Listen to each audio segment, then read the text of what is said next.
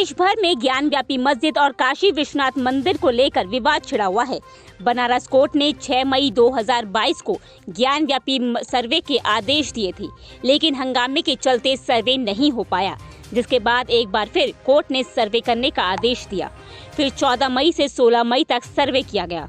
सर्वे का मुस्लिम पक्ष ने विरोध किया और सुप्रीम कोर्ट का दरवाजा खटखटाया।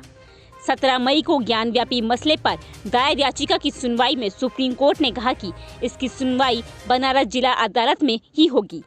तब तक ज्ञानव्यापी में नमाज न रुके, साथ ही हिंदू पक्ष ने जिन साक्ष्यों का जिक्र किया है उनकी सुरक्षा भी हो। लेकिन इस मामले में चौंका देने वाली बात जो सामने आई वो ये है कि 6 मई से 17 मई के बीच प्रियंका गांधी, अखिलेश यादव और मायावती की ओर से ज्ञानव्यापी के मुद्दे पर कोई बयान सामने नहीं आया। वहीं कांग्रेस, बीएसपी और सपा ने जिस दल को बीजेपी की बी टीम के तौर पर मशहूर किया, उसी एआईएमआईएम के प्रमुख असदुद्दीन ओवैसी ने इनकी चुप्पी पर सवाल खड़े कर दिए हैं। असदुद्दीन ओवैसी ने ज्ञानव्यापी मस्जिद परिसर के वीडियोग्राफी पर कांग्रेस और समाजवादी पार्टी सहित सभी विपक्षी दलों की चुप्पी पर आरोप लगाते हुए कहा कि ये दल इसलिए चुप है क्योंकि मुसलमान उनके वोट बैंक नहीं हैं। ओवैसी ने एक कार्यक्रम में कहा कि कांग्रेस, समाजवादी पार्टी और बहुजन समाज पार्टी जैसे विपक्षी दल ज्ञानव्यापी मस्जिद के मुद्दे पर चुप क्यों है, वे कुछ कह क्यों नहीं रहे हैं, क्योंकि मुसलमान उनके वोट बैंक नहीं है। इतना ही नहीं, बीजेपी, कांग्रेस, आप और समाजवादी पार्टी को कट्टरपंथी दल करार देते हुए ओवैसी ने आरोप लगाया कि ये दल चाहते हैं कि मुसलमान घर पर ही मुसलमान रहें और बाहर होने पर उनकी संस्कृति को स्वीकार करें। मगर आज ज्ञानव्यापी का मसला आया, हिजाब का मसला आया, तो क्या कांग्रेस पार्टी ने कुछ कहा? कोई कांग्रेस के लीडर ने कहा? नहीं बोलेंगे। क्या समाजवादी के या आप पार्टी के किसी कायद ने कहा? नहीं बोलेंगे। क्यों नहीं बोलेंगे? क्योंकि इनको मालूम कि मुसलमान तो डराओ, इसको डराओ और डरा कर वोट हासिल कर लो। इनको मालूम कि मुसलमानों का जहन उसमें डाल दिया गया कि नहीं नहीं, आपको सरकार को बदलना है। मेरे अजीज दोस्तों और बुजुर्गों, याद रखिए मेरी इस बात को कि हुकूमत को आप नहीं बदल सकते, अपने नुमाइंदों को आप कामयाब कर सकते हैं। अरे मस्जिद का मसला आया तो नहीं बोलेंगे, हिजाब का मसला आया तो नहीं बोलेंगे, दिल्ली के जहांगीरपुरी में गरीबों की दुकानों को तोड़ दिया गया तो मुंह नहीं खोलेंगे।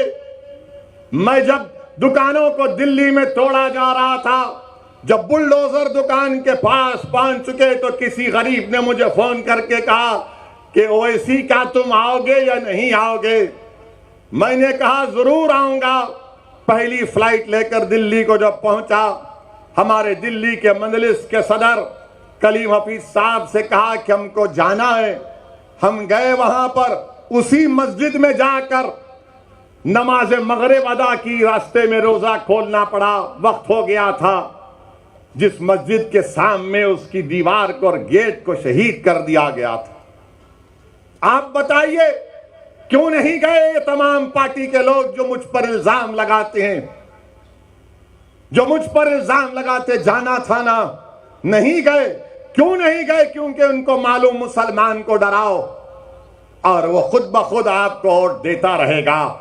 अगर हम मुसलमान वोट बैंक की बात करें तो आज़ादी के बाद लंबे समय तक मुसलमान कांग्रेस का वोट बैंक बना रहा, लेकिन धीरे धीरे मुस्लिम समाज और कांग्रेस के बीच दूरी बढ़ती गई। यूपी में समाजवादी पार्टी ने मुस्लिम वोटरों के साथ खड़े होने की कोशिश की। अयोध्या की बाबरी मस्जिद के कार सेवकों पर गोली चलाने का आदेश देने के बाद तत्कालीन सीएम और सपा प्रमुख मुलायम सिंह यादव की छवि मुसलमानों के लिए पुख्ता हो गई। सपा कांग्रेस का विकल्प बन गई। दलित राजनीति का झंडा लेकर चलने वाली बीएसपी भी दलित मुस्लिम गठजोड़ के बल पर 2007 में सत्ता में आई और मायावती यूपी की सीएम बनी। वहीं हाल ही के यूपी चुनाव ने मुसलमान वोटर बैंकों को और गैर बीजेपी राजनीतिक दलों के बीच कुछ चीजें साफ कर दी हैं कि अब दोनों को ही एक दूसरे पर भरोसा नहीं रहा। वहीं ज्ञानव्यापी के मुद्दे पर विपक्ष की चुप्पी से समझा जा सकता है कि ये दल जान गए हैं कि मुस्लिम वोट बैंक पहले की तरह सत्ता तक पहुंचने की गारंटी नहीं है और ऐसे में जब खुद मुसलमानों को उन पर भरोसा नहीं रहा तो वो हिंदू वोटरों की नाराजगी मोल नहीं लेना चाहेंगे। यही वजह है कि विपक्ष में सन्नाटा छाया हुआ है। Bureau report, next 9 news nation.